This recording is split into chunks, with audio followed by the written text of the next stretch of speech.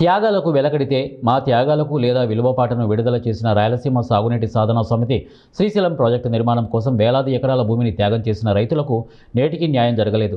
లక్షలాది మంది నిరాశ్రులై ఇతర ప్రాంతాలలో వ్యవసాయ కూలీలుగా జీవిస్తున్నారు. భూములు కోల్పోయిన రైతులకు ఉద్యోగాలు కల్పిస్తామని ఇచ్చిన హామీని విస్మరించారు. ముంపుకు గురై ఇతర ప్రాంతాలలో నిర్మించుకున్న కాలనీలలో రోడ్లు, త్రాగునీరు లాంటి మౌలిక వస్తువులు పూర్తిగా కల్పించలేదు. శ్రీశైలం ప్రాజెక్టు నిర్మాణం వలన ఉమ్మడి ఆంధ్రప్రదేశ్కు ఎంతో అభివృద్ధి చెందింది. కానీ ఈ ప్రాజెక్టు కోసం భూములు ఇచ్చిన ప్రజల జీవితాలు మాత్రం ఇంకా చీకట్లోనే మగ్గుతున్నాయి. ప్రాజెక్టు వలన రాయలసీమ సస్యశ్యామలం అవుతుందని భావిస్తే సాగునీరు కాదు, కనీసం త్రాగునీటిని కూడా పూర్తి స్థాయిలో ఇవ్వలేని స్థితిలో ప్రభుత్వాలు విఫలమయ్యాయి.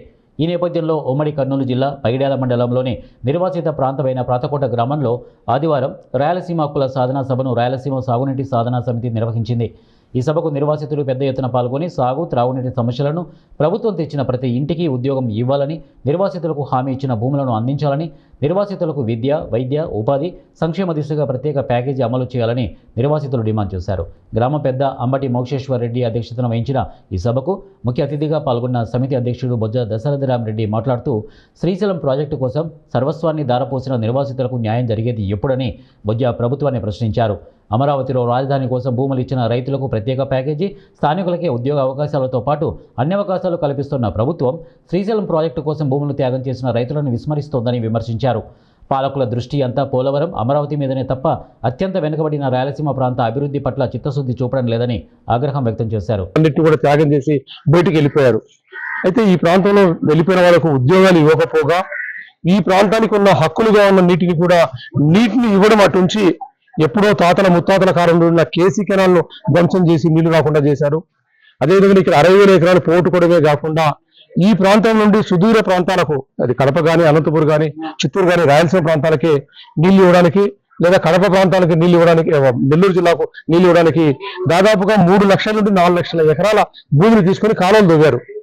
అంటే ఇవన్నీ త్యాగం చేసింది 60,000 ఎకరాలు, 4 లక్షల ఎకరాలు చేసింది రాయలసీమలో పంట పొలాలకు నీళ్లు వస్తాయని, హంద్రీ నేవా నుండి ఒక 6 లక్షలు, లేదా పోతిరెడ్డిపాడు కేంద్రంగా 8 లక్షల ఎకరాలకు నీళ్లు వస్తాయి, 14 లక్షలు వస్తాయి అనుకుంటే ఈరోజు 2 లక్షల ఎకరాలకు కూడా నీళ్లు వారని వైనం ఒకవైపు కనపడుతుంది. అదేవిధంగా శ్రీశైలం కట్టుకున్న తర్వాత ఇక్కడ కేసీ కెనాల్ ఆయకట్టు కూడా ధ్వంసం అయిపోయింది. వాళ్ళకు నీళ్లు రాని పరిస్థితులు ఉన్నాయి.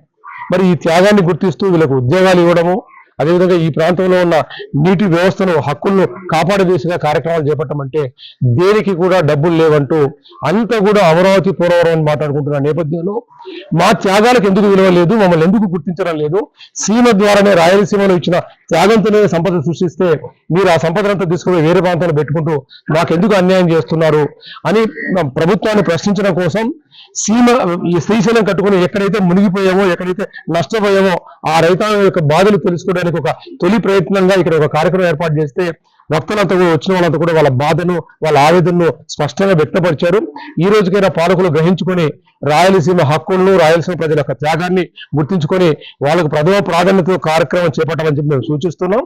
అదేవిధంగానే మనం ఏదైతే రాయలసీమకు నామకరణం జరిగే రోజు ఉత్తరాంధ్ర నుండి వచ్చిన చిలుకూరి నారాయణరావు గారు అనంతపూర్లో వర్క్ చేస్తూ ఈ ప్రాంతానికి రాయలసీమ నామకరణం చేస్తున్న సందర్భంలో ఒక మాట అన్నారు. అది ముఖ్యమంత్రి గారు, అదేవిధంగా ప్రతిపక్ష నేత, అన్ని రాజకీయ పార్టీలు గుర్తుంచుకోవాలి.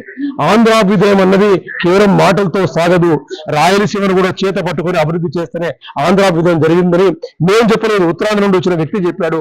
అదే దృష్టితో మీరు ఈ రోజు సీమను నిర్లక్ష్యం చేస్తూ ఒక అలగునూరు రిజర్వాయర్కి 1 కోటి రూపాయలు ఖర్చు పెట్టకుండా దాన్ని తాక్షరం చేస్తూ అబద్ధాన్ని మాడుతూ వెచ్చించామని చెప్పుకుంటే అబద్ధం చెప్పుకుంటూ పక్కన పడేశారు.